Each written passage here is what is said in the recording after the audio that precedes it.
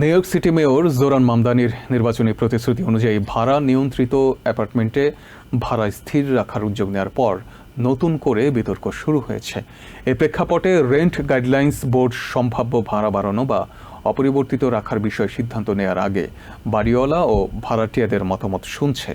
আগামী 2 সপ্তাহের মধ্যে একটি প্রাথমিক ভোট হওয়ার কথা রয়েছে, যা শহরের মিলিয়ন মিলিয়ন মানুষের বাসস্থান খরচে সরাসরি প্রভাব ফেলতে পারে।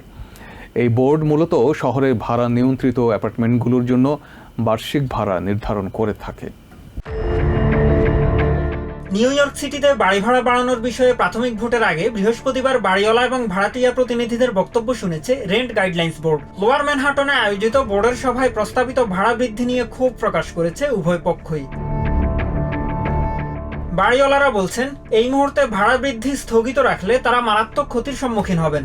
বাড়ির মালিকরা জানান, তারা বর্তমানে বীমা এবং জ্বালানি তেলের ক্রমবর্ধমান ব্যয়ের সাথে লড়াই করছেন। এছাড়া অনেক ভবন মালিক ঋণে জর্জরিত এবং প্রায় 10% ভবনকে সংকটাপন্ন হিসেবে বিবেচনা করা হচ্ছে। যাদের ভবনগুলো 1970-এর দশকের শুরুর দিকে নির্মিত, তারা জানিয়েছেন বর্তমান অবস্থায় ভবনগুলো টিকিয়ে রাখার খরচই যোগাতে পারছেন না তারা। তাদের দাবি, বীমা থেকে শুরু করে প্রপার্টি ট্যাক্স এবং ইউটিলিটি সবকিছুরই দাম এখন অনেক বেশি। মেয়র জোরান মামদানি জানান, সমস্যাগ্রস্ত বাড়িওয়ালাদের জন্য সিটি প্রশাসনের বরাদ্দ রয়েছে, তবে ভুক্তভোগীদের দাবি এসব কর্মসূচি শুধু কাগজে কলমেই সীমাবদ্ধ।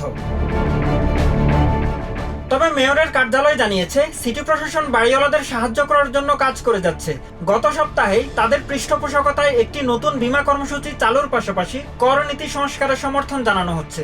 এছাড়া প্রতি বছর প্রায় 16,000 আবাসন ইউনিট সংরক্ষণে সহায়তা করছে শহর কর্তৃপক্ষ।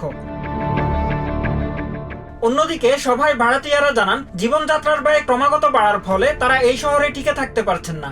গত বছর বাড়ির মালিকরা 12% বেশি মুনাফা অর্জন করেছে দাবি করে এক ভাড়াটিয়া বলেন, বছরের পর বছর ধরে বাড়িওয়ালারা ভাড়া বৃদ্ধির সুবিধা পেয়ে আসছে।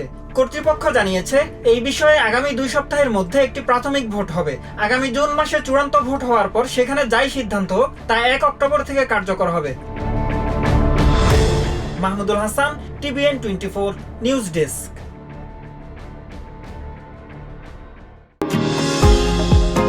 নিউ ইয়র্ক থেকে সম্প্রচারিত TVN 24 টেলিভিশন বিশ্বজুড়ে বাঙালির কণ্ঠস্বর।